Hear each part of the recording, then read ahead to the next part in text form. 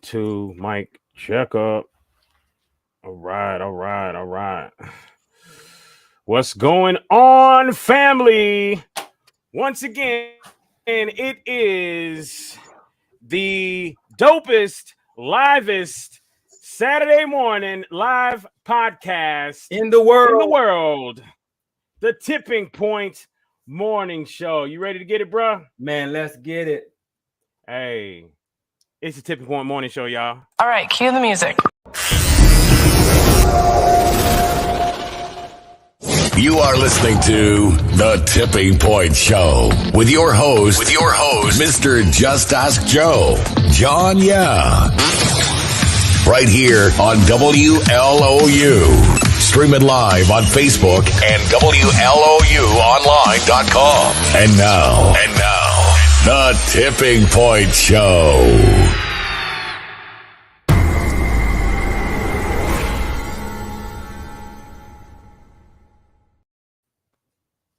All right, folks. We are here once again. It is the Tipping Point Morning Show with yours truly, Mr. Just As Joe, and my brother from another mother, brother John Ya, Esoteric Concepts himself, along with, as you can see behind him, he got the ancestors with him. Folks, it's brother John Ya. What's going on, family? Peace, fam. How you doing this morning? Hey, peace, bro. Peace. It's a beautiful morning, man. Yeah. And let me tell you something. Even if I had a complaint, I wouldn't give it. That's right. Because guess what? It ain't gonna make no never mind. That's like the old school people used to say. It ain't gonna make no never mind. So ain't no point in worrying about throwing that up there. It ain't gonna make no never mind. So guess what? It's a great day. It's actually July 9th, 2022. And the amazing thing about that, folks, is that you will never get another July 9th, 2022 ever again in your life. Bet on it. Get it right. Never, ever. As a matter of fact, right this second is the last second of July 9th, 2022 that you will ever get. So you better make it a great day. I promise you, you better make it a great day. That's what's up, man. How's your week been?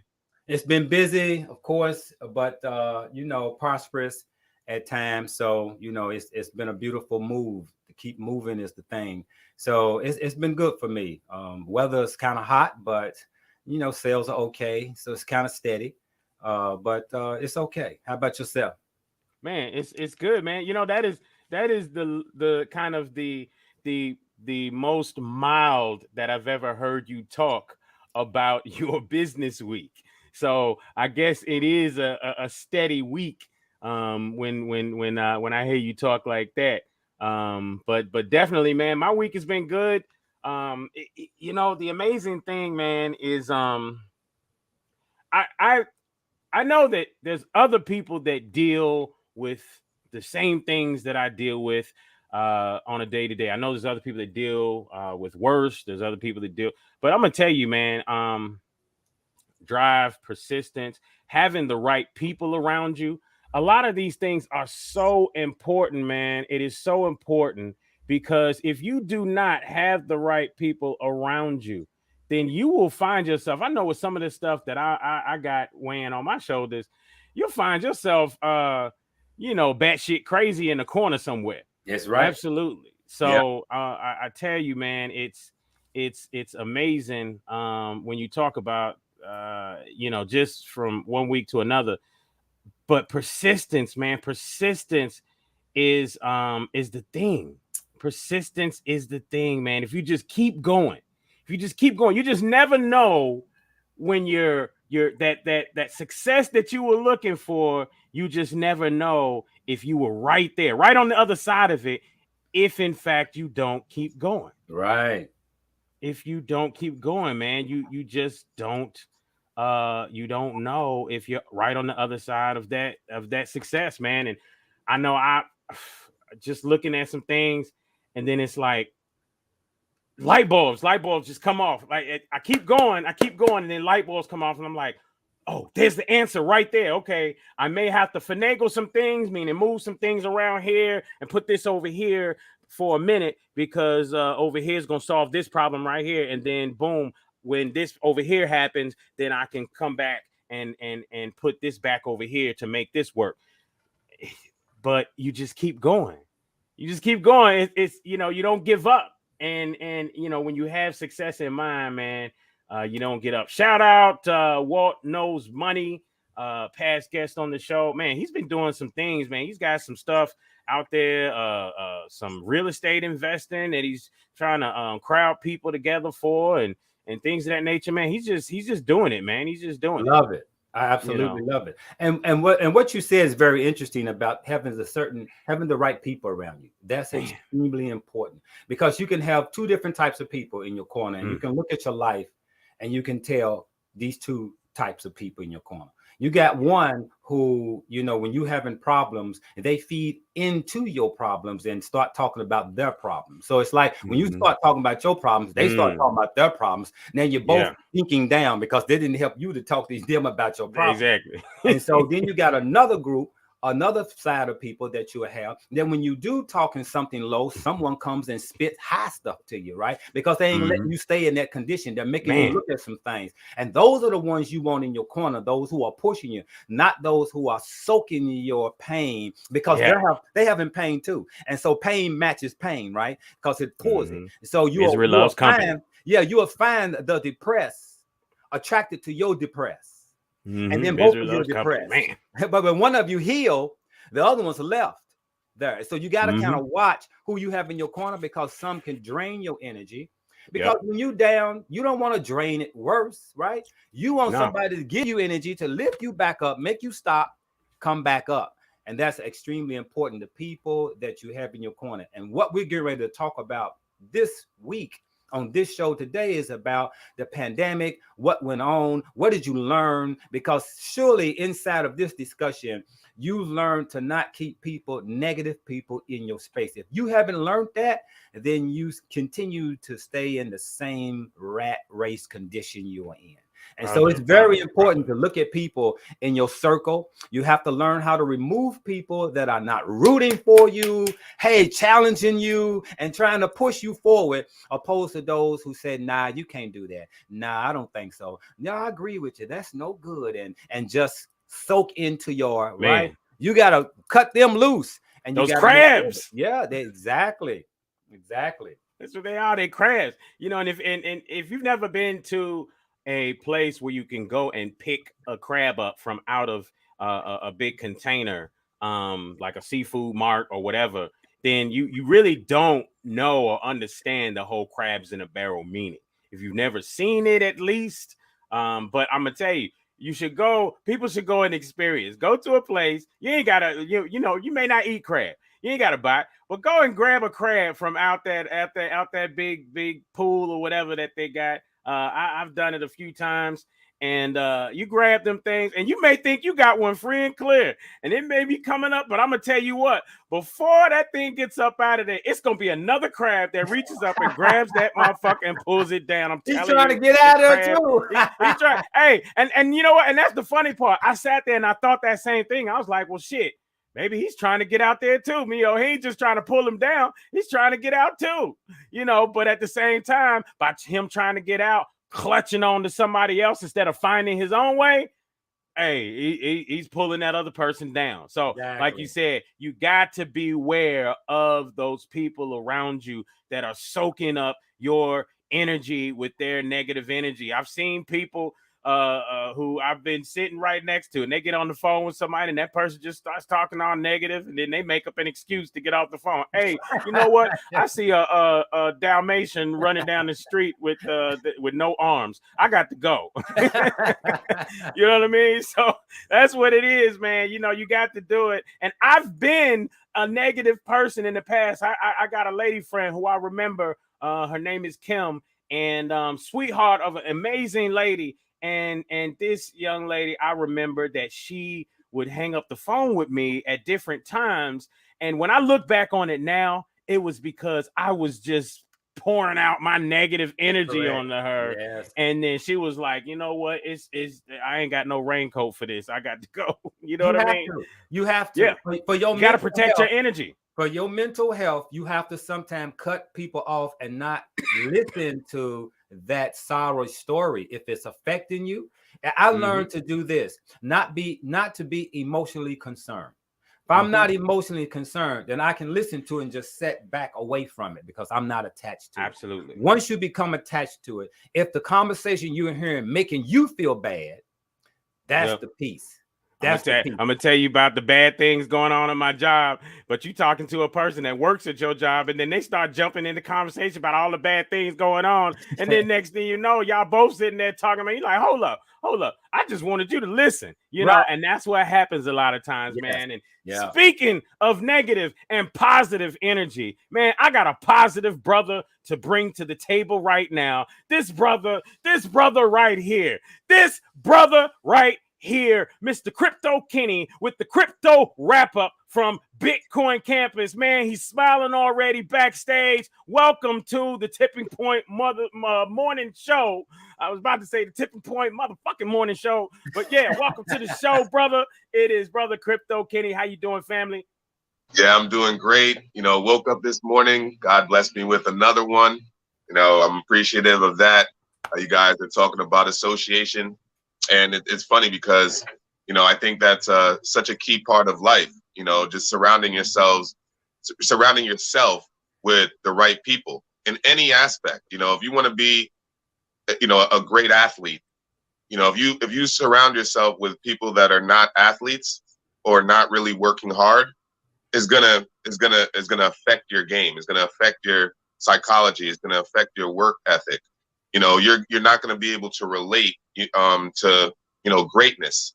You know, you got to surround yourself with people that are doing those types of things that you want to get better in. You know, mentorship is so key.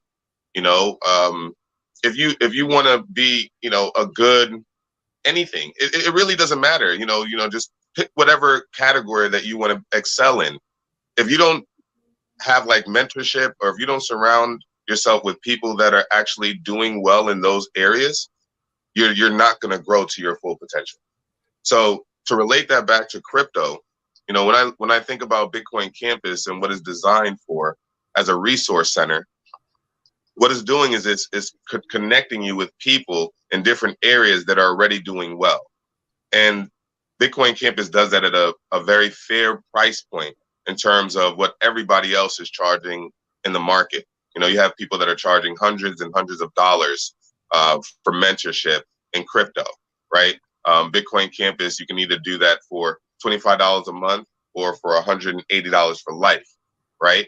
And you know, if you're joining Bitcoin Campus through the Tipping Point morning show, it's a flat rate of $100, right? But the reason why I'm saying all of this is because when you guys are talking about, you know, cutting people off that are giving you negative energy, or you know, making sure that you surround yourself with the right types of people that are uplifting you. That's a part of like the necessities of being successful in life.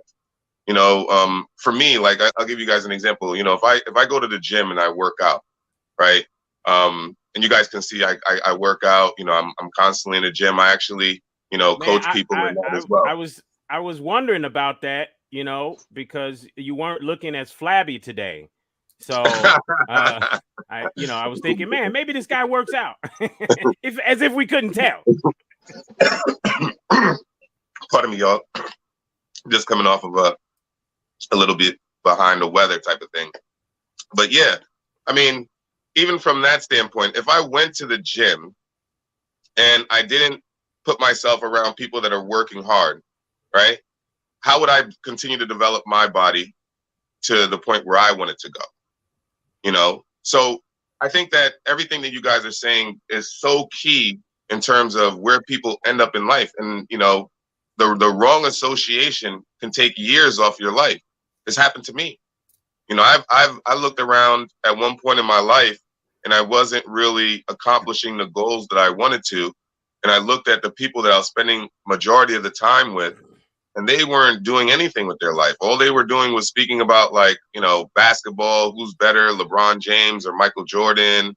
You know, they're just listening to music every day, smoking weed, drinking. And because I was cool with them, and because, you know, they were friends, and, I felt love from them, I spent so much time in that environment. And then after like a couple of years, a few years, I said, you know, this is not doing anything for me. This association is not doing anything that's bringing me towards my goals. So if you can take a true assessment of yourself and your life and be able to understand those things, you can definitely move forward. You know, and that's why I think it's so powerful what you guys are speaking about this morning, because a lot of people don't take that stuff serious. I take it extremely serious, extremely serious. Absolutely. You know? And like you said, right here through the Tipping Point Show, if y'all go to the tippingpointshow.com, right, and you click on partners right here, all right, you see that? You click on partners right here, and you will bring you to some people that we're partnered up with. You can always play around with this Cash App partnership. We love when you hang out with that. But we also love, even more so, the Bitcoin Campus partnership here. You click that button, and I'm telling you, this is a wealth of information that you have access to. And if you just take even your first week, right, and you just chime in, even if you take a minute every day and just chime in to the different, whether it's a Facebook group or whether it's the Telegram, and you just chime in for just literally a minute a day, I promise you, you will learn something. You will learn many things by the end of the week that you did not know. And it just takes a minute or two of your time a day to just chime in and learn something. And these will be things that will help you to think about other ways of making money. All right. So it'll help you even in your daily work every day, because it's not just about things to make money. It's about the motivation that comes along with it. So I tell you what, I implore you, I encourage you, Brother Crypto Kenny, we appreciate you. Love you so much, family, for chiming in. Well. And you know what? And I want to say this too. This is a smart brother. And I say that absolutely, because I mean, sometimes I hit him last minute, and I will hit and remind or whatever last minute, throw a link out there, and he'll like, you need me today? And I mean, without question, he just jumps right in. No questions asked, nothing. He just jumps right in, and bruh, just preach. And he's in tune with the conversation. So we don't plan this stuff, folks. It just happens like this because we surround ourselves with the right people, right? Well, you guys bring extreme value to the marketplace, and I'm looking forward to the day that your community grows beyond measure. So, I'm plugged in that regard. Obviously, I have what I got going on, so it may not be exactly scheduled, the way we want it to be. But if I need to move some things around or come on here abruptly, it's not a problem at all. Anytime. I woke up this morning thinking to myself, am I going to be a guest on the show? But usually you'll reach out to me and let me know if you needed me this week. But I appreciate you guys regardless. So it's my pleasure. Before you go, I want you to touch on something real quick. I want you to tell us, we just went through a pandemic, and what was you going through? What happened to you during the pandemic? And what did you learn from that's going to help you for the next pandemic? Because I know that everyone has a story of what they went through, what they learned, even in the crypto world. What did you gain from it? What did you go through and gain from it? And what did you learn that you're going to use in the next pandemic? Yeah, tell us real quick. When you say pandemic, are you talking about COVID that happened in 2020? Yes, is that correct? Okay. So what I learned during COVID is that you can't rely on, someone else to take care of you. You have to be extremely self-sufficient, and the world is changing. Now, these are things, my observations are a little bit different. I'm more so, I wouldn't call it conspiracy theorist aspect, but I look at the government as, trying to force the public to move and behave a certain way. You know, so even the whole COVID situation of trying to identify, you know, if it's a real virus, if it's man-made, where did it come from? Why is it creating, you know, separation amongst people? I mean, at one point in COVID, we were, you know, getting mad at Chinese people and Asian people. You know what I mean? Like getting mad at them, like they did something. You know, so there's just so many things going on. So it just made me realize, you know, I think that there's something happening in the world that I just don't know of. You know, in terms of like where they're trying to force. Can you give us one thing that you learned from this last pandemic that would help you in the next pandemic?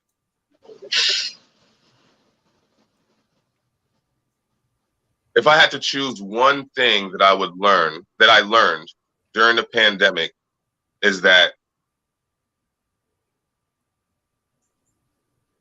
personal development in terms of working on yourself, reading books, you know, finding your specific skill set will be the most important thing that will guide you through any type of challenging time. If I had to give you one thing, that's what I would lean. Absolutely, man. Thank you, brother. Appreciate you, brother Crypto Kenny. That is Crypto Kenny with the crypto wrap up from the Bitcoin Campus. Hey, that's bitcoincampus.org. Also, the tippingpointshow.com partners. Click on the Bitcoin Campus logo. Hey, appreciate you, brother. Appreciate you guys as well. All right, till next time. Hey, let me tell y'all something.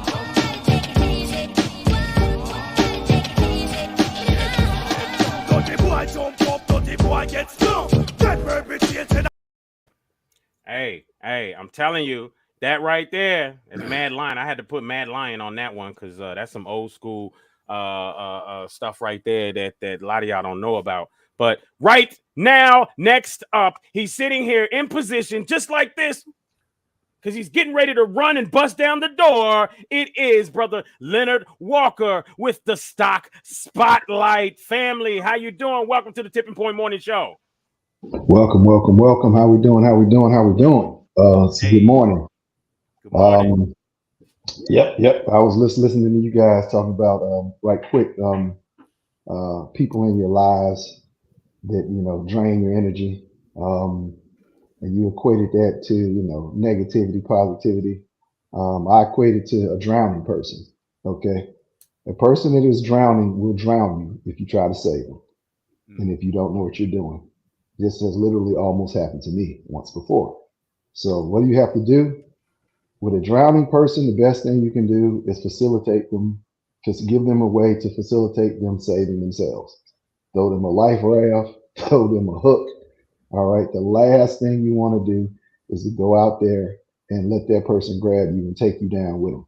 See, so this is the same type of thing where you got people in your life that are drowning, and they will drown you along with them. See, so that's just right quick. Now I just want to add that. The stock of the day. Get your pens and pencils ready. Stock of the day and paper. Icon Enterprises. Icon spelled ICAHN. Icon, as in Carl Icahn. If any of you guys don't know who Carl Icahn is, Carl Icahn, just briefly, look him up. Check out his documentary, read his books and everything. He's considered the conqueror of Wall Street because he was one of the people that was doing hostile takeovers of companies, but he was doing it so smooth that people didn't even know they was being hostily taken over until it was too late. So yeah. You really call it hostile though? At that point? Hey, that's the whole thing. He was so slick and smooth. He would act like he didn't know what he was doing, or he was and people would be giving him all the information. Next thing you know, he didn't bought the company from up under him and took over and fired everybody. See, so Carl Icahn, he's 86 years old. He's the owner of this company, Icon Enterprises. It trades on the NASDAQ, and the ticker symbol is IEP. That is IEP. People that work in schools know that terminology, IEP. It closed on Friday with a stock price of $50.30. I try to keep my stocks around $50, so that's well within the range. Yearly dividend, it pays $8 per share per share per year. So it pays a quarterly dividend of $2 per share per quarter. It has a dividend yield of 15.90%. Okay, 15.9, 15.90. The 52-week high was $59.11. 52-week low was $46.03. So I'm trying to catch some at that below that $50 mark, right? History of the dividend history, it's been paying a dividend. The company's been in existence since 1987, but it started paying a dividend in 2005, and it hit $1 per share in 2008, and it's been steadily going up ever since. Here's the key takeaways about this company. What makes this company so special? This is a stock that actually performs and behaves like an ETF, okay? Because Carl Icahn has lots of subsidiary companies up under Icahn Enterprises. He's in the automotive industry, the energy sector. He's in food packaging, real estate, home fashion, pharmaceuticals. So, like I said, this is a common stock that performs like an ETF without the expense charges. Okay, without the expense charges. So that's just something to keep in mind of. A lot of people are concerned when you talk about the dividend yield being 15% over. What makes this company stable? This company has an 88.2% it's 88.2 institutionally owned. What does that mean? That means when companies are their stock is institutionally owned, that means that this company is stable. They have driving forces behind them to force them to be accountable, to force them to do things ethically, okay? Or else they'll lose that funding from these institutions. See, so that's a good thing. That adds stability to the stock. So with that said, so yeah, like I said, is this one right here? It's a little bit over $50. Keep your eye on it. You know, I'm gonna keep my eye on it most definitely because of that $8 dividend. You know, and I'm a dividend investor. Therefore, that's what's going to be important to me is making sure I get that cash flow. All right. And think about that, folks. Like Leonard has said many times on the show, you know, you're not gonna get rich off of that one stock paying you $8 a year. But it's not about really necessarily getting rich. It's about preparing yourself for the future, creating a cash flow. So if you're young, as he's talked about before, speaking to the 20 and the 30-year-olds, folks, you buy one of these. Let's say you just spent $50 a month. I mean, think about the things that you waste $50 a month on now. And just think if you take $50 a month when you're young and you buying 12 of these stocks a year, you know, and let's do some math real quick. That's 12 stocks a year. Let's just say over 20 years. And let's just look at that. That's 240 of those times $8 each. That's $1,900. How many of you right now could use $1,900 a month off of that one stock and that you only spent $50 a month on? Think about it. You spent 20 years and you bought that one stock, and 20 years you're getting paid $1,900 a year now off of that. That's an extra $2,000 a year, folks. I mean, think about that. That's almost $200 a month. And how many people right now are deciding between gas and food? You know, right now, that extra $200 a month could help you. So just think about, you know, when you're young, you have opportunity upon opportunity upon opportunity, and it's never too late. So you know, some of us, we get that extra money, right, Leonard? We got we got that stimulus, we get them taxes back, that extra money, and we might want to go and paint the truck. But what Yeah. decision do we got to make instead, Leonard? We got to make some Hey, hard decisions. hey, but you know what? You know, companies that paint trucks ain't gonna go nowhere. All right. Right now, with a down market, okay. And speaking of which, I know John was asking, what did we learn? What did I learn from the pandemic? The thing that I learned from the pandemic, I was already kind of prepared for it because I'd already made some moves in 2008 during the housing crisis to free up some finances. You know, that I learned. Say, when you have these crises to hit, you got to free your money up. You got to, you know, eliminate some debt. You got to do some things. You got to change some things around so that if the worst happens, you're prepared for it. Well, with me, you know, I was already prepared. You know, I didn't really lose any income or anything like that because I worked from home anyway.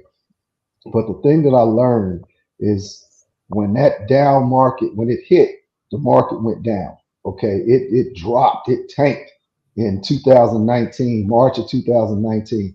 That's when I should have been buying some stuff, and I did not do it because I was a little bit fearful, right? But you know what they say: where there's fear, be greedy, and where there's greed, be fearful. And I should have been greedy at that time because I've got some oil stocks. My stuff would have been jumping off the roof right about now. You know, Exactly. although it's doing pretty good, but still I could have done better. So that's the thing I learned. Real quick. Just before I head out, I want to talk one thing about some finances here, and I want to talk about the C word. And the C word I'm talking about is not cancer, but it is credit.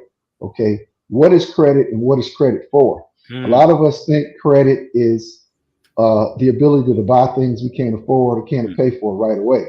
That's not what credit is for. Okay, credit is for using someone else's money to get the things that you want, so that you don't have to spend your investment capital. All right. That is what credit is for. While you're building wealth, okay, you don't want to dip into your principal, okay, and your investment capital to go and buy stuff. You want that to continue to work for you, making money. So you use credit in order to get the things that you need and want, all right, in order to pay for them a little bit at a time, and then continues to build wealth. Matter of fact, what you really want to do is have your wealth building outpace your credit usage, okay, or your debt, right? So your debt to equity ratio. See, so that's what credit is. So all of us who, you know, oh man, you know, it's Christmas time coming, so and so, this, that, and the other, and I got to get an Xbox, I got to get this, I got to get that, I got to get so and so, I got to get these sneakers, I got to.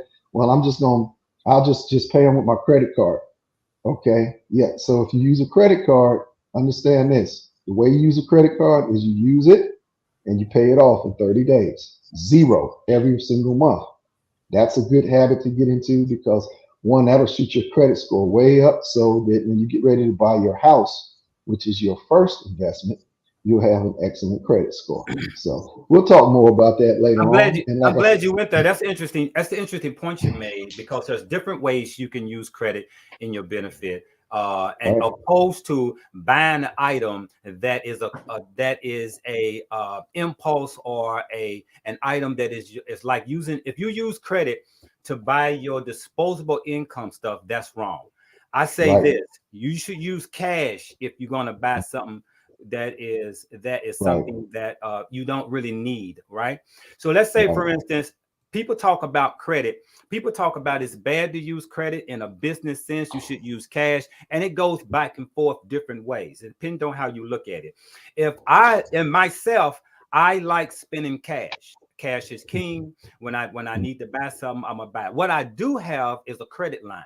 And what I use that credit line for is when I'm going to invest, take someone else's money, and I'm going to right, invest over here into a product or to a new ideal that I'm going to it. Now I got the money to do it. I got the money over here in my bank. I got the money that I can pay for to do it. But instead, I'm gonna use someone else's money.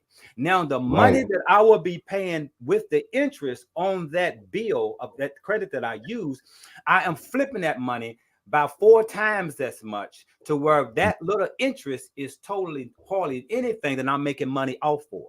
And that's the piece that's hanging on to my working capital while I use credit as the other money. Now, and some people use credit, like you mentioned, go and buy something to pay it off, to build up your credit score. That's another good way to use credit. But it is wrong to use credit to buy things like I'm about to go get some Little Caesars pizza, bro. Yeah, like Hey, you don't things let me you use my don't credit need. card. Right, the things you don't need. Then now you bought that at the price rate that you bought it for, but now you got an interest, paying interest attached on it. to it when you pay it off. And that becomes the problem because you didn't properly use that money to build more wealth. Right. Yep. Right. You would, And then to add to that also, it's like I said with that credit card, a credit card can be a small stream of passive income, because here's the thing, is you can use that credit card to spend on your living expenses. All right. You can pay bills, you can do about it, but the key is to pay it off, zero it out, because that way you're not creating interest. Credit card interest can be as high as 18-19%, right? More than that. So like that predatory lending is not a joke. it's So that serious. 18-19% would be nice, but So I've check seen it. them at You get 29% and more. Oh yeah. So check it. So here's the thing: you get the right kind of credit card at the end of the year, after you've all your living expenses, you paid your living expenses, everything that you use, that you pay for just to live. You subject to get $1,000 check, Correct. right? At the end, if you get the right kind of credit card, because they offer points. Yeah, See, so correct. that's an extra $1,000 that you could throw on some IEP. Right. Or some Man. or some RPM like last year, whatever. So, but anyway, guys, that's my time. As always, I love coming to the Tipping Point Show, dropping this knowledge. And again, don't trust the handsome guy with glasses and the retired hat and the beard. Do your own due diligence and find out your own information for yourself and make it work for you. Appreciate you. That's what's up. Appreciate you, fam. Man, nothing but great stuff here on the Tipping Point Morning Show today. I'm telling you, and I can't wait, because we sitting here talking about credit, and we got somebody, an expert, coming right up. We're going to bring her to the show, and we're going to get her to answer this question just the same at the end as we have asked every guest.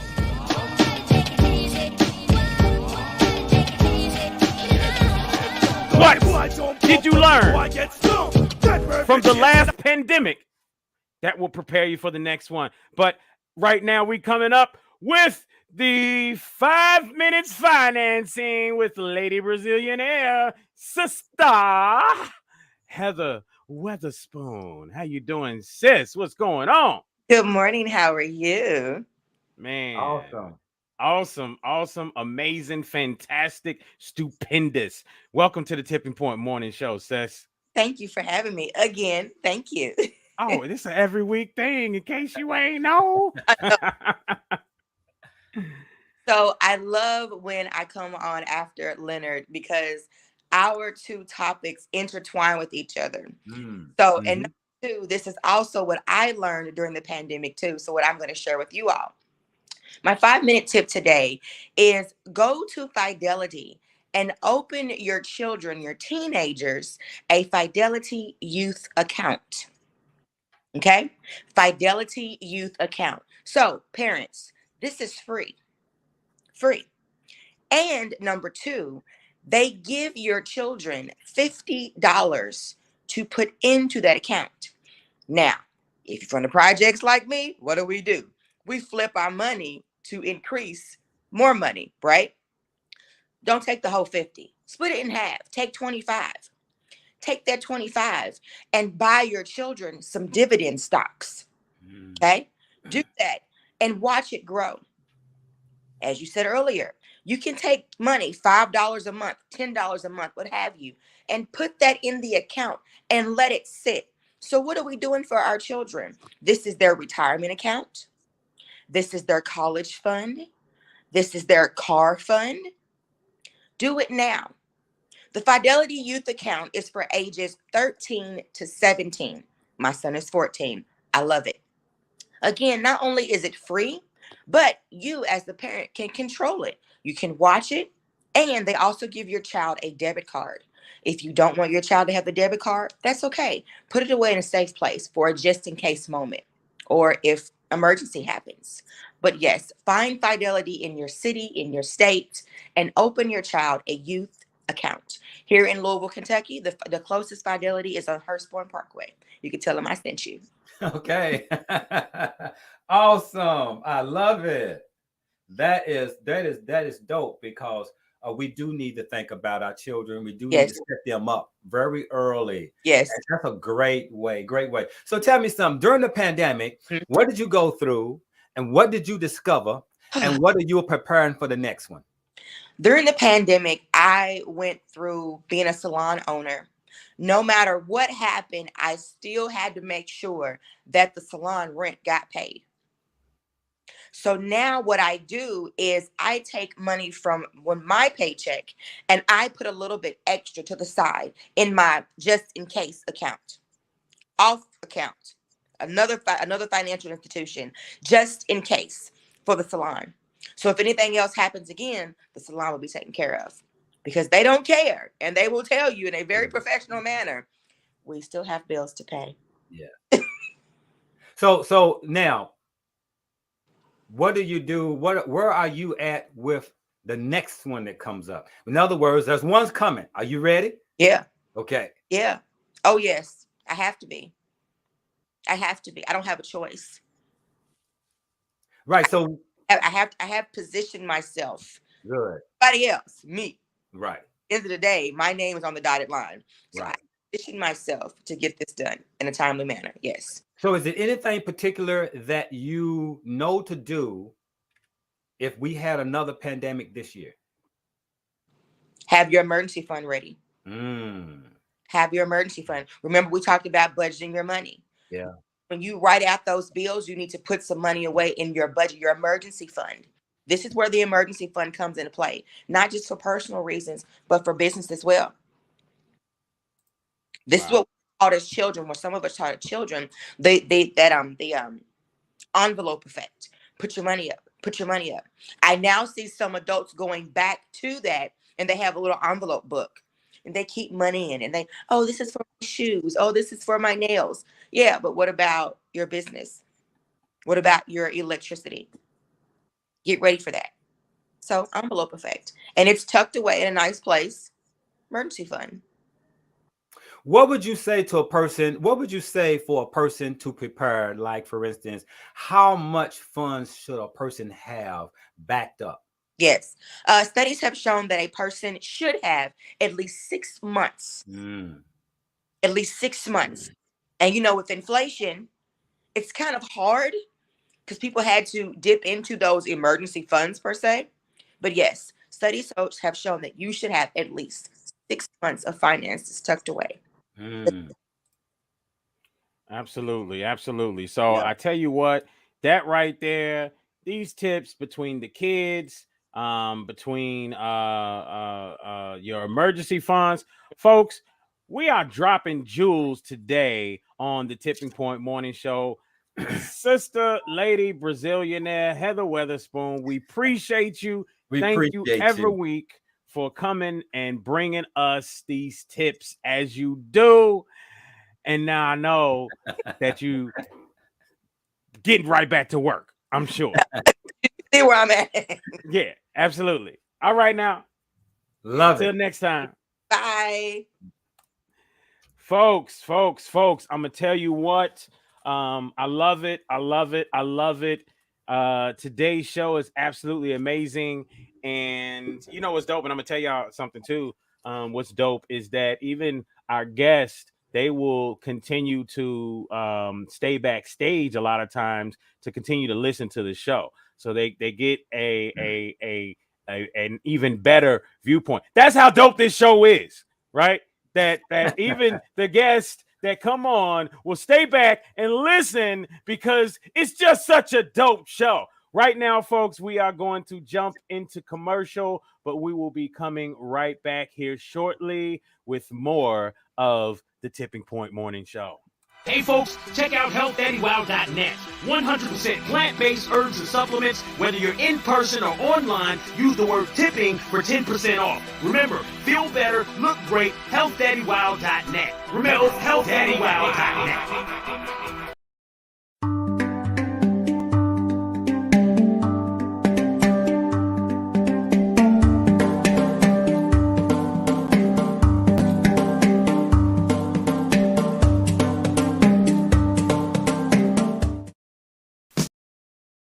Thank you, Truth Be Told, for allowing God's Lives Matter to be a sponsor. Wearable products, as the purple t-shirt, is bearing witness. Every life created by God has infinite value. Visit God'sLivesMatter.com.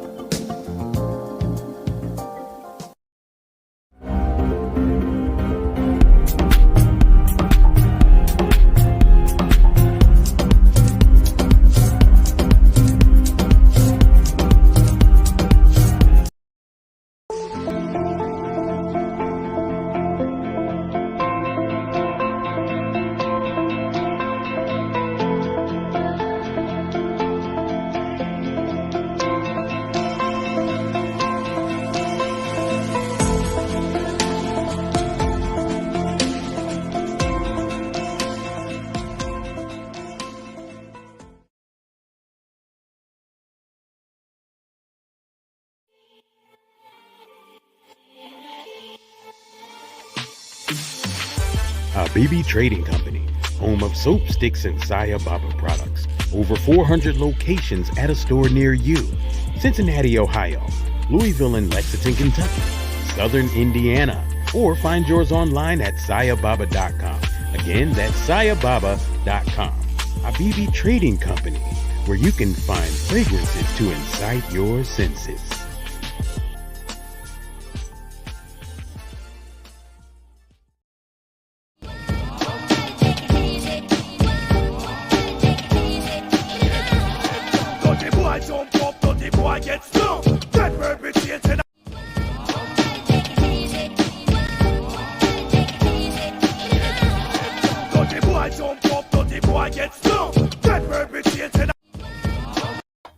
Hey, we are back once again to the Tipping Point Morning Show. Folks, I tell you what, it has been nothing less than fantastic as we have been listening to some dope nuggets. I'm going to tell you what, if you just tuning in, if you just chiming in, I see some of y'all just jumping on.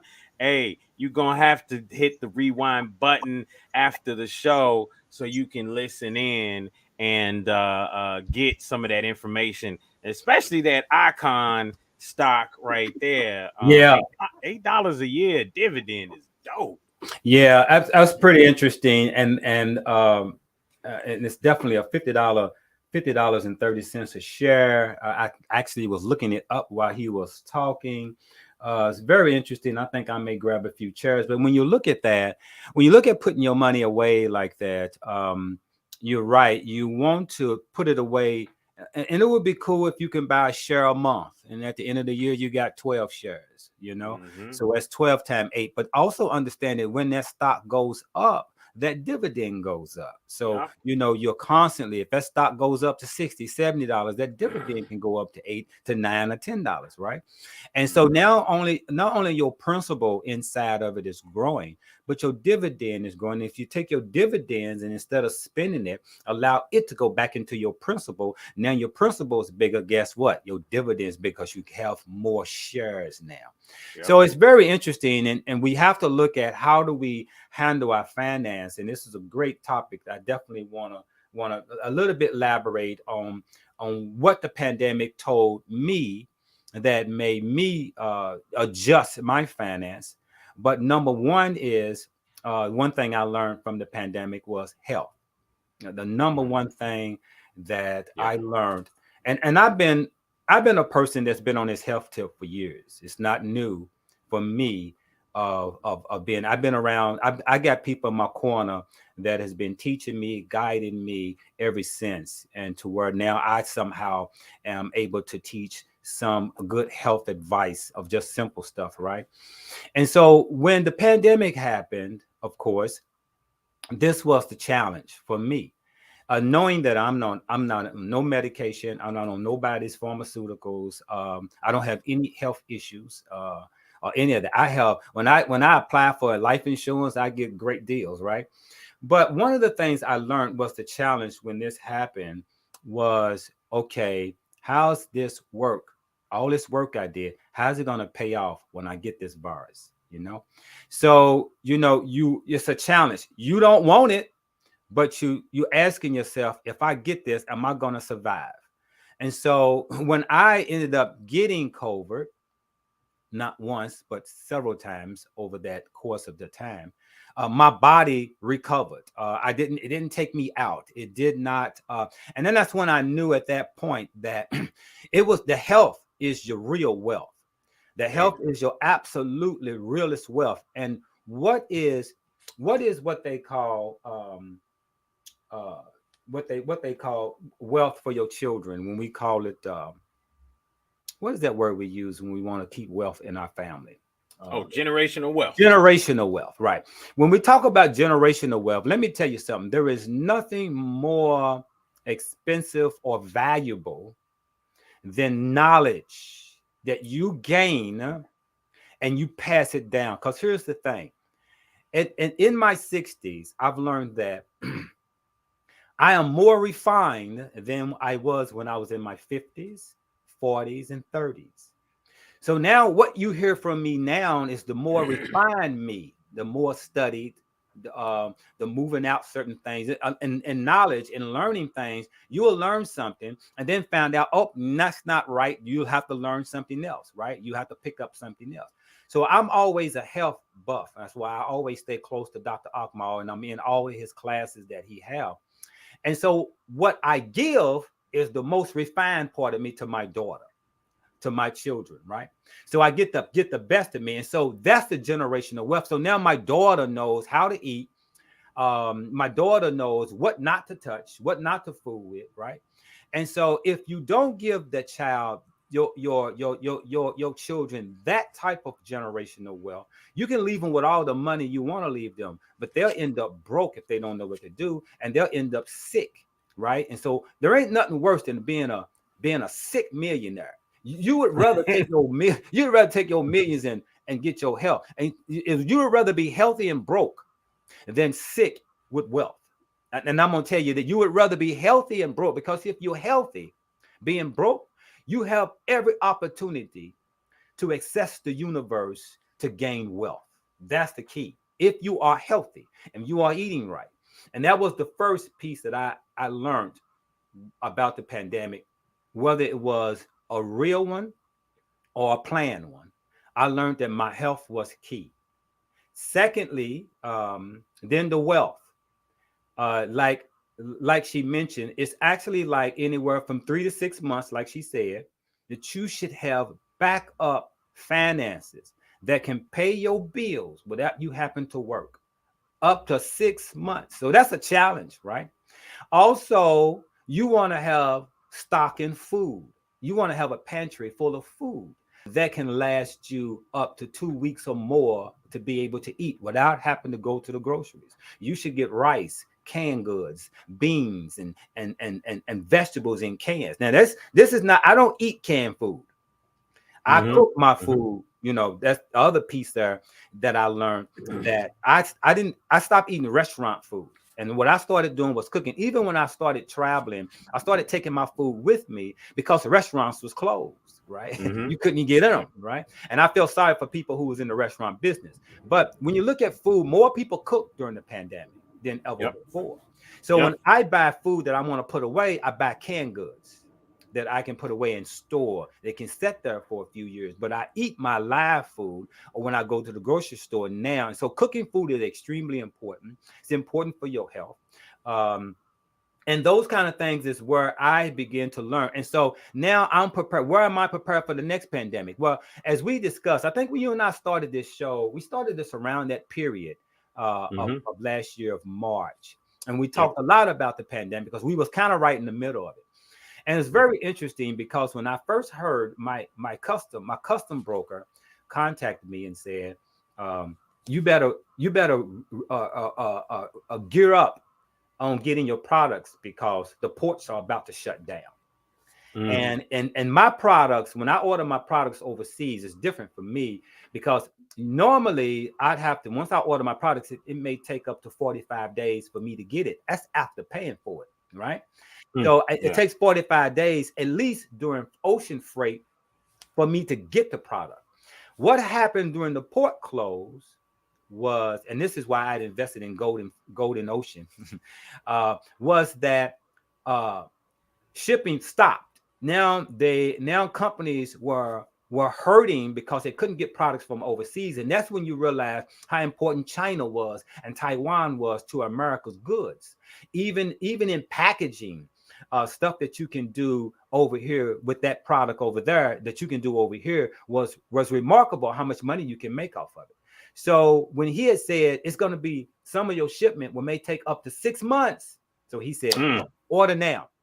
So I couldn't, because I couldn't wait. I couldn't allow my company to not have products. If one product is out, I don't care if it's bags, labels, sticks, my company's dead. It's over with. If I don't have the proper bags, and I got different types of bags, I got spray bottles and everything I get from overseas, right? If one bag item is gone, I can't produce that product. If the sticks, where I have custom made sticks, I can't produce that product. That means my business just goes away. So in that panic, I spent, I don't want to mention how much money I spent on shipment to get to me as soon as possible. So what I did was, knowing that I have to order at least 3 months ahead, or at least 2 months ahead to get my products in, to stay ahead to keep my company full of products, I now had to go from 6 to 8 months in ordering, meaning that I take my money, send it overseas, and wait 6 months before I even get the product, right?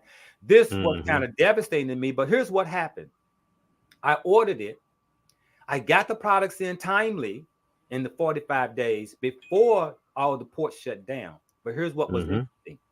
The ports never shut totally down. However, the risk was when you're spending that kind of money, you're taking all your capital.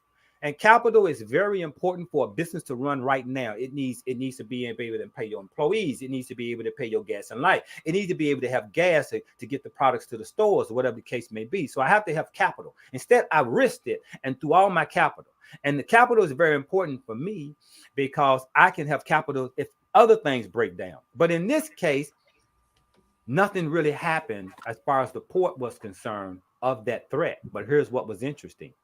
Because of my particular type of product that I have, when people were told to stay home, don't come out, my products soared 3 times as much.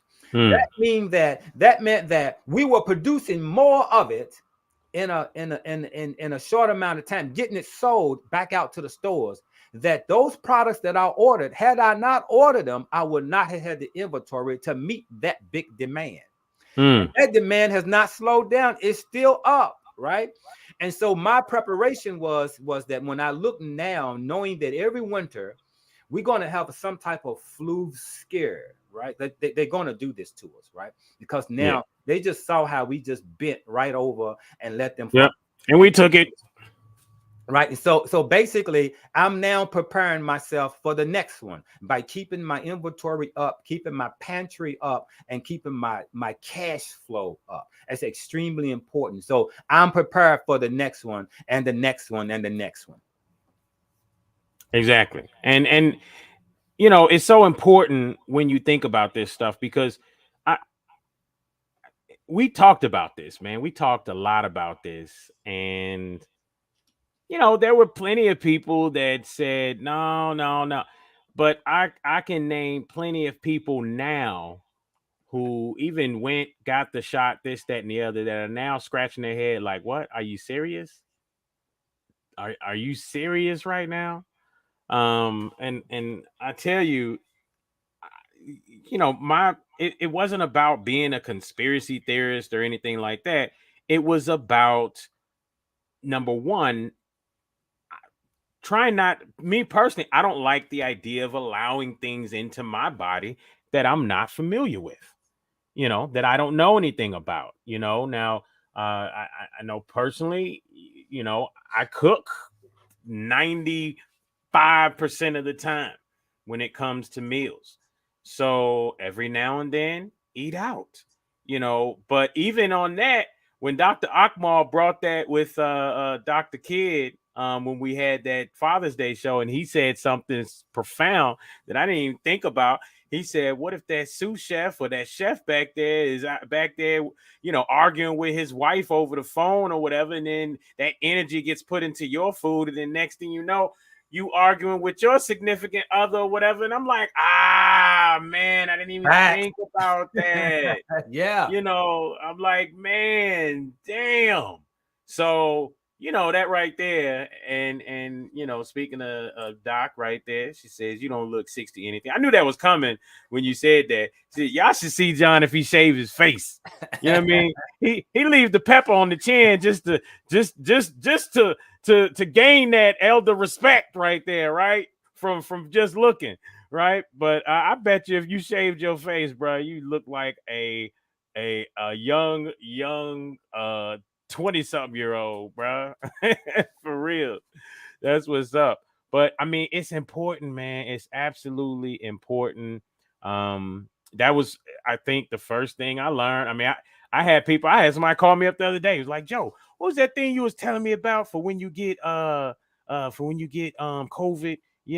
that the stuff that you did or whatever, and gave them all the things that I did, which involved of course, vitamin C and vitamin D supplementation, but simple things that for me just kind of is common sense.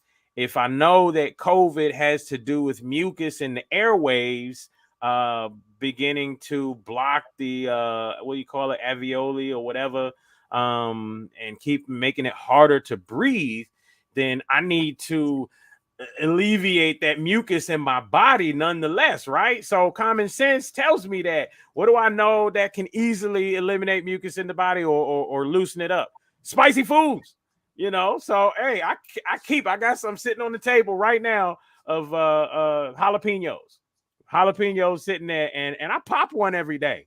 I just open up, I got it in a glass Tupperware, and I open that thing up and I grab one and I pop it every day, just because COVID taught me that. But nonetheless, in the midst of dealing with it, it was supplementation. It was spicy food. When I would make my own homemade soups when I was in the midst of dealing with COVID for a few days. I think I went through it. It was like 4 or 5 days total for my first time getting it.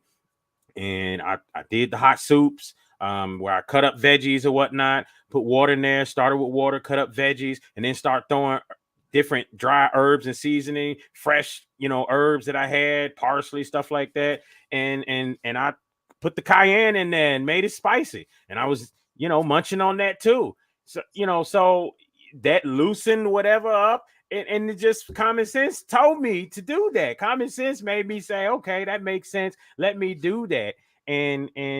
But like the doc says here, common sense ain't too common anymore. Exactly. Wow. And that's the thing. So, I can say the same experience with the life insurance business. It definitely boosted during COVID. And people run around trying to figure out their death, wasn't it? Man, it was funny. It was twofold. I had the people who, again, not everybody's prepared financially, right? For any type of massive tragic anything in life. That's why GoFundMe is the new life insurance policy, right? But so on one side you had people who I talked to, and without their job they can't keep bills going, so obviously they're living check to check. And I think they say in America, somewhere in upwards of 70-something% or more people are living check to check. Yep, You know, exactly. you know, one that's check even away, your, one check away from being in the street.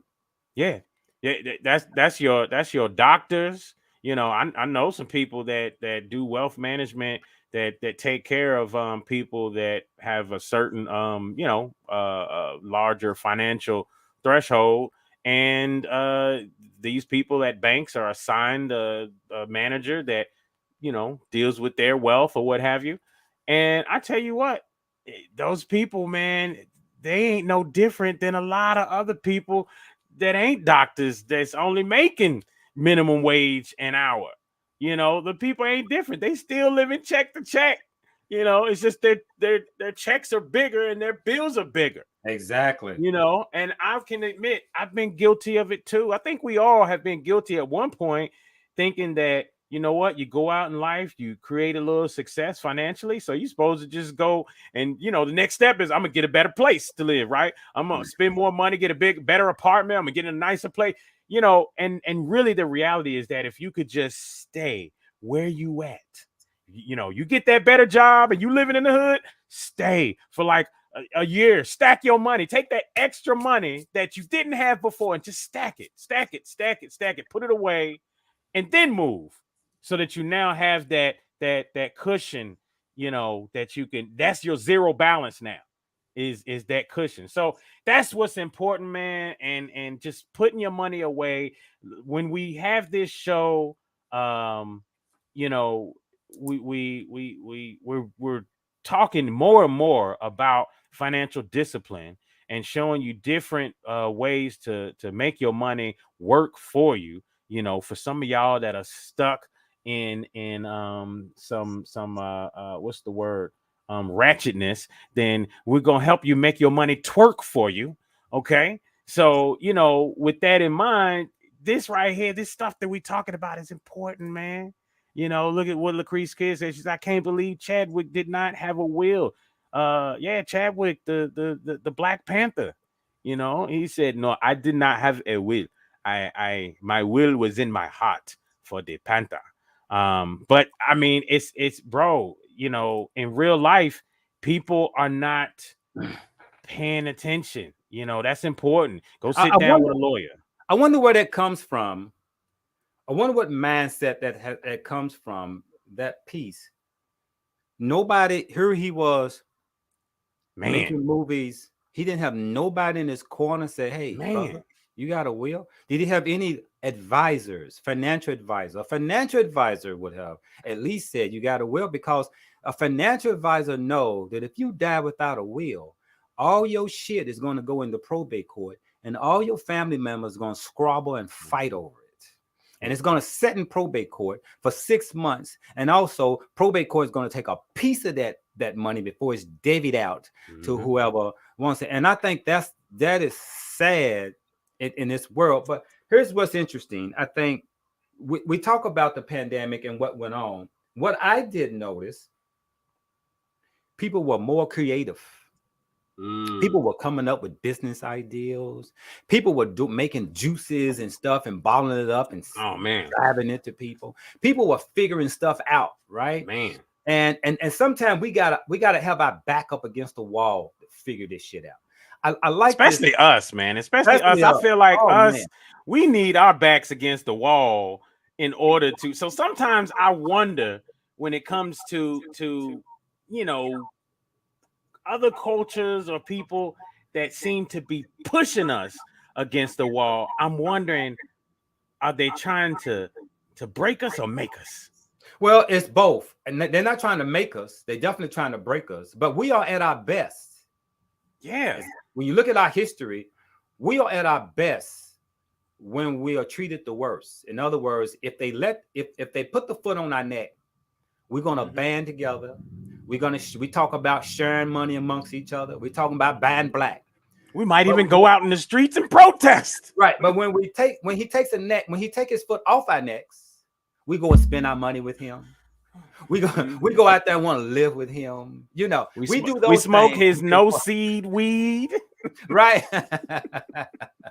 But I like this analogy. I like this analogy, and it's very philosophical. The ant and the difference between the ant and the grasshopper, where the ant spends this whole summer gathering food and burrowing into the ground. It is like the ant don't have a credit card. He can't say, "Hey, I want some money to borrow some credit so that we can get through the winter." And so he spend all his summer. The ants spend their whole summer preparing for winter. While the grasshopper, he's just flying around, eating up everything right now. He ain't saving shit. Everything he gets, he's eating it right now. Well, when the winter comes, the grasshopper, they're going to die. They're going to starve to death. While the ant is going to live. Because why? They stored their food. They was conservative. They put that food away and they lived until summer came. This is how we got to think. We gotta quit being grasshoppers and start learning how to be ants. Man, I tell you what, man, it is absolutely imperative. And I think that I think that more of us are learning, and that is important. I was talking to a sister the other day who is a life insurance client, and very skeptical at first, because sometimes I get these leads that don't have any information but a telephone number.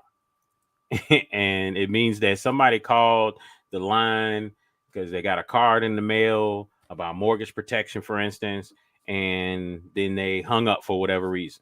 So all we got was a telephone number.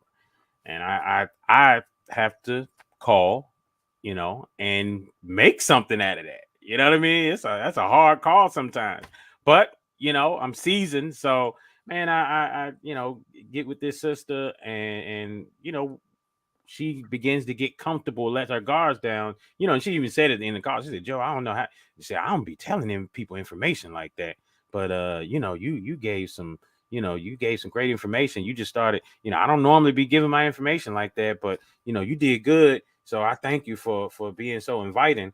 And in talking to her, she was like, "Joe, I love learning about investing and stocks and things of that nature." And she was just asking more and more information about how she can put her money in the right places through life insurance so that she can make sure that her family later down the road doesn't have to worry. Because life insurance is one of the best places, because if you put that beneficiary on there, you die and that beneficiary is still alive, guess who that money's going to? That beneficiary. If that beneficiary knows to pick up the phone and call that carrier, they're gonna pay them that money. So if you didn't have a will, the least you could have done is to have life insurance and have the right beneficiaries there on that policy. But it's definitely important. One part feeds the other part. You need to sit down with a lawyer, folks. These things don't cost a lot of money. And that's the myth within our culture of people, is we believe that all these different things cost money. Oh, it costs a lot. I thought it cost a lot more for life insurance. I done got that about a zillion times in talking to people. I thought it cost this, that, and the other for life insurance. No, it doesn't. It doesn't. It really doesn't. So the younger you are, the less expensive it is. To sit down with a lawyer, it doesn't cost that much. Not when you compare it, especially to a lot of the frivolous things that you spend your money on. And do you find yourself, and this is something I learned from my daughter on that. She does she was doing this I think you can call it sales pitch, and how she would use her sales pitch. So in other words, my sales pitch to my customers, how much money they can make. Her sales pitch she put together was about, how concerned are you about your children?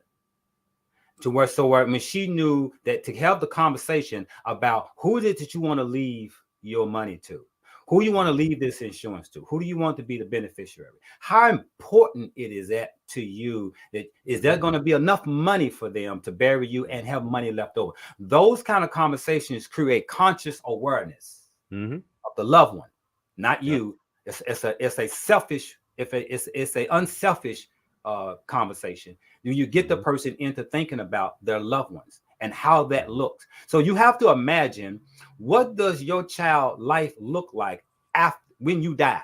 If you can try to imagine that, that would be the main reason why a person would try to get some insurance. If they can only comprehend what is life like for my child when I go. And if it don't look good, then try to do something about it. Get you some life insurance. It is a great way to build generational wealth. And check this out, and Joe will tell you, life insurance does not go to probate, meaning it doesn't have to go. Things go in probate are property, bank accounts, vehicles, things that you have to transfer goes to probate. And it sets in probate to pay off the debtors first, and then whoever the family member is in the will says gets it. If you have no will, your stuff go in probate court. And then every family member, cousins and nieces and nephews can ask for a piece of that. But if you have life insurance, that payout goes directly to the beneficiary, and it doesn't have nothing to do with no other family members, nor it's got nothing to do with probate court. That's a guaranteed win-win for that loved one. Absolutely, absolutely. And it's just like Health Daddy Wild says here, it all starts with what we talk about at the dinner table. That's right. And that's absolutely right. If you're not having these conversations with your kids, with your family, and some people, are getting life insurance. And what's interesting about what you said is you're talking about people that, are thinking a little earlier in life about that, right? But you'd be surprised. I mean, I got carriers out here that will qualify a person in their 90s for life insurance. Why? Because I've been in those conversations. There's people in their 70s, 80s, and 90s that don't have it. It's amazing that they don't have it. And think about it. And just like Lucretia chiming in again, she says they don't have to pay taxes when they get the life insurance benefit. No, they're absolutely right.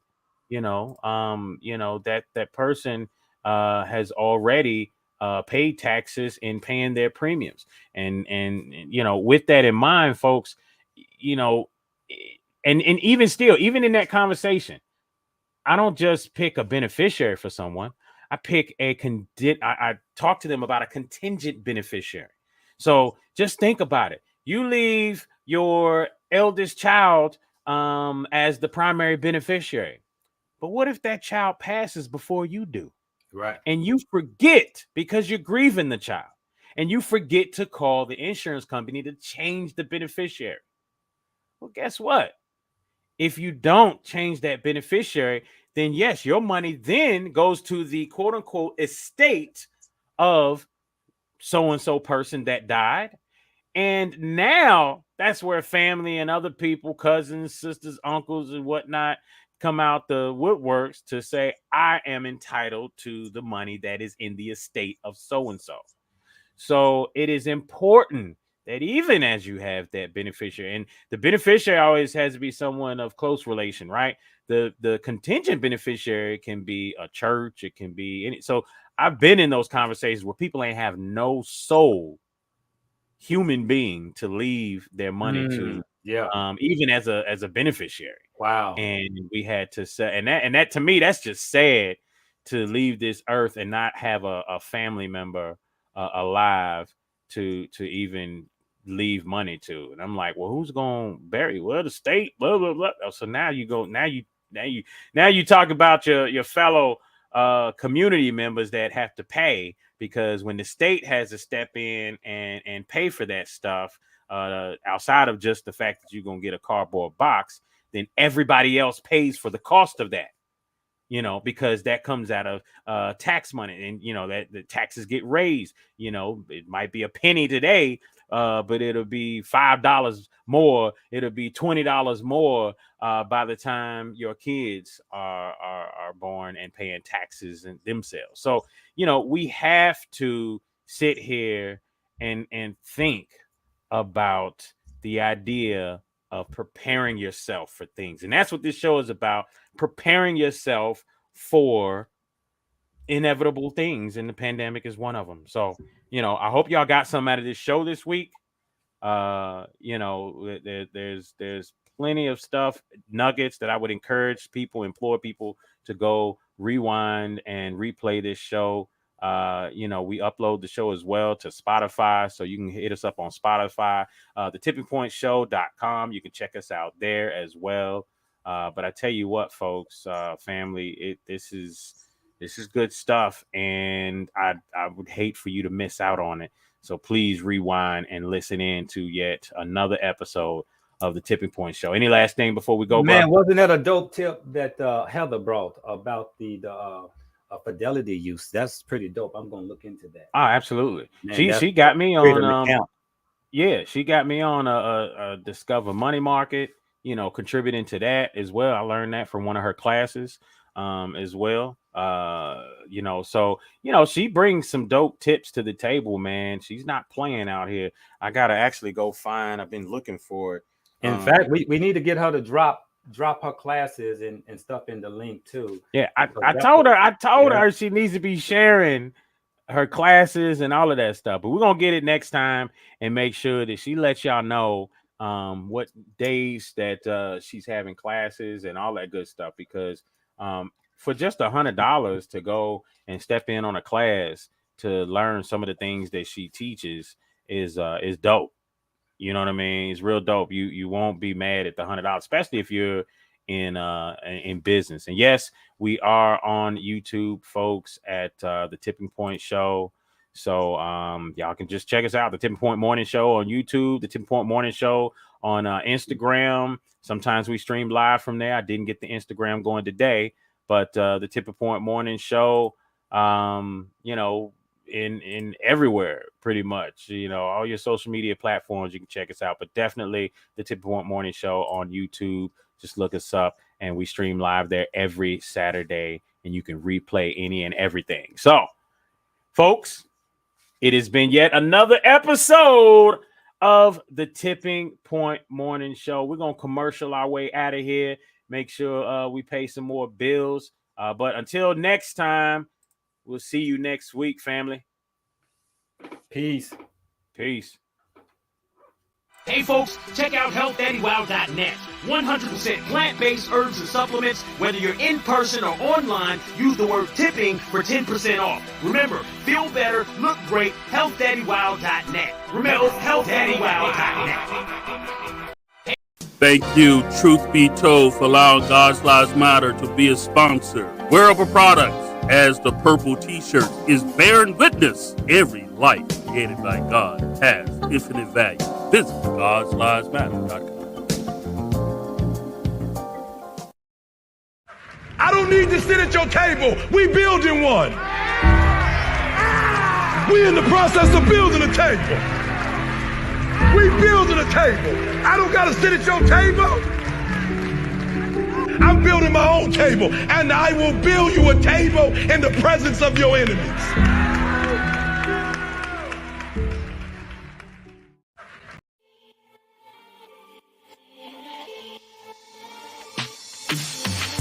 Habibi Trading Company, home of soap sticks and Saya Baba products. Over 400 locations at a store near you. Cincinnati, Ohio, Louisville and Lexington, Kentucky, Southern Indiana, or find yours online at sayababa.com. Again, that's sayababa.com. Habibi Trading Company, where you can find fragrances to incite your senses.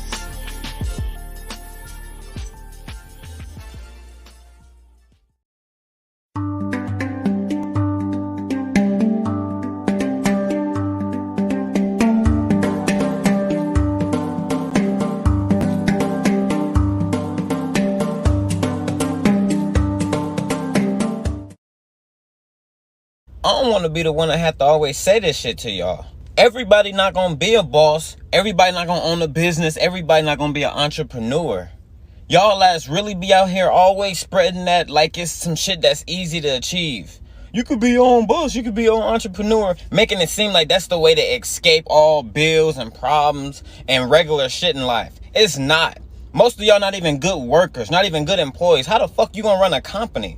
Most of y'all too damn lazy and can't even fucking put in the type of work it takes to be a boss. You don't even have the kind of work ethic it requires to be a damn entrepreneur.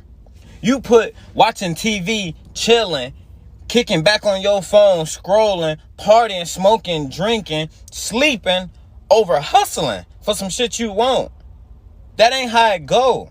Motherfucking bosses, people that run businesses and companies work harder than the damn employees. You think 40 hours a week a lot. Like I told my kids the other day, I said, let me explain something to y'all. If something happened to me and mama, I want you all to understand, y'all gonna be around the casket crying because I'm not leaving you everything. I'm just not.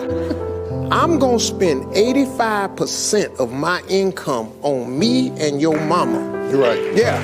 Right. I'm gonna leave about 5-10%. That's it. The rest of the money, me and your mama going somewhere. We can, Dad, we can't go on vacation. No, I want to be just with your mother. Well, here's cool. People don't understand about children. It is not what you leave to them that makes them great. It's what you leave in them. And if you leave enough in them, you don't have to worry about what you leave to them. If you leave more to them than you leave in them, they will run through everything you left to them. Yeah. But if you leave enough in them, you don't have to leave so much to them because they can go out there and make their own way in life. Cool.